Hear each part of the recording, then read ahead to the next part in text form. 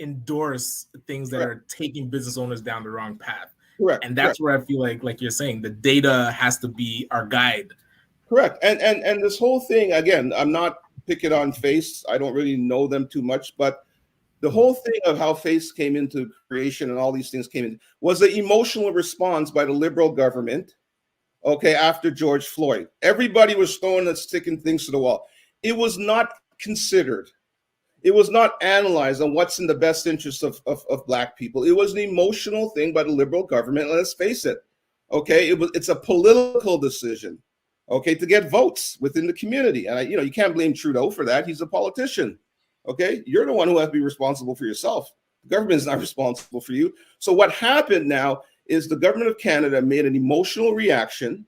Okay, and remember, if you know anything about economics, the problem with economics is run by politics.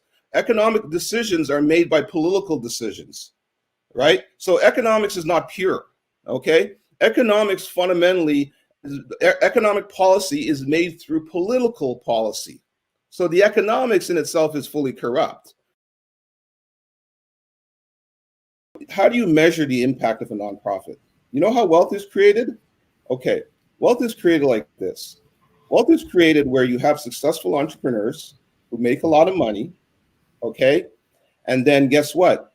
Their kids, okay, get money to go to universities, get money to start businesses, right?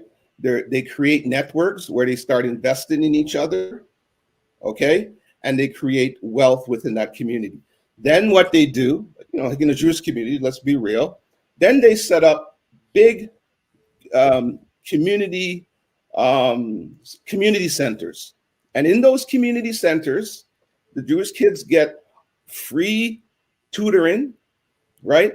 They get free this, they get free that to help themselves, okay? But all of that, okay, all of that is created by wealth. Wealth is what creates the opportunity. Nonprofits has 15 directors getting $100,000 plus salaries.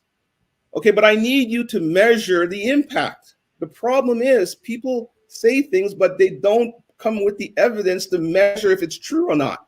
So what I'm saying to you is if you take the time to, don't have to listen to my analysis, take the time to measure and do the analysis, and you'll find it's not true what you're saying.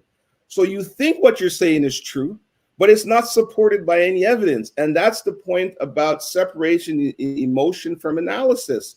Let's do the analysis, because we will continue to make mistakes based on emotion. But the universe is not based on emotion. The universe is based on math. Nature is math, right? And what math does, math is something that measures things, right? You have to do the math. That's what I'm telling my kids to do the math. I keep telling them that, do the math. Calculus, calculus is something that was created to measure things. How do we get from here to there? There's a calculus there. The old differential equation. That's what math is about. How it's a series of small steps that you can measure along the way to see if you're right to ultimately get there. But we continue to take these steps and we're continuously wrong, and we don't know we're wrong, and we keep going in the wrong direction.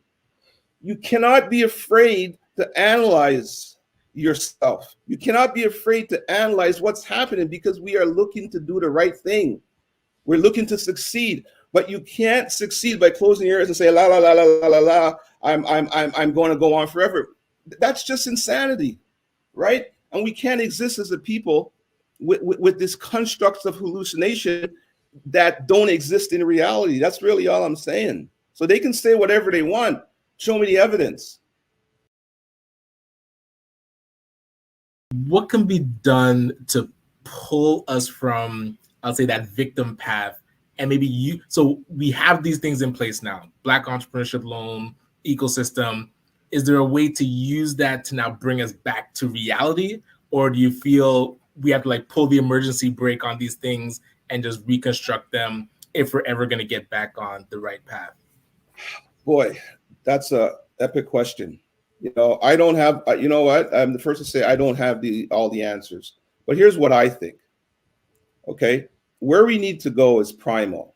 Okay, we need to understand self-preservation, and we need to understand how, and I made this comment, from hunter-gatherers to sedentary societies. We have to learn how to do the things necessary to survive, right? And first, you have to survive before you can thrive.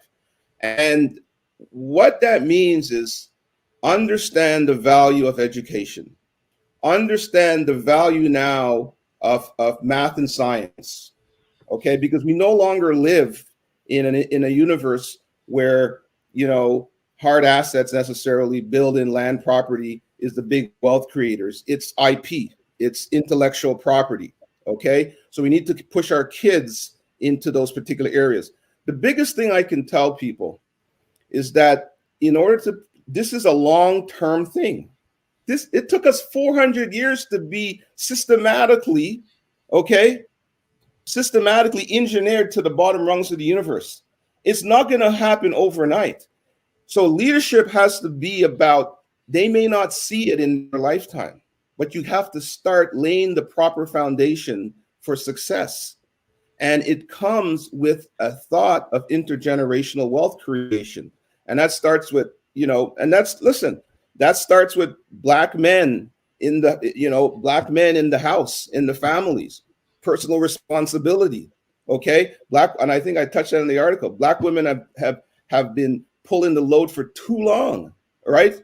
Okay. We have to be honest with ourselves and being responsible for ourselves, and be responsible for our kids and being there.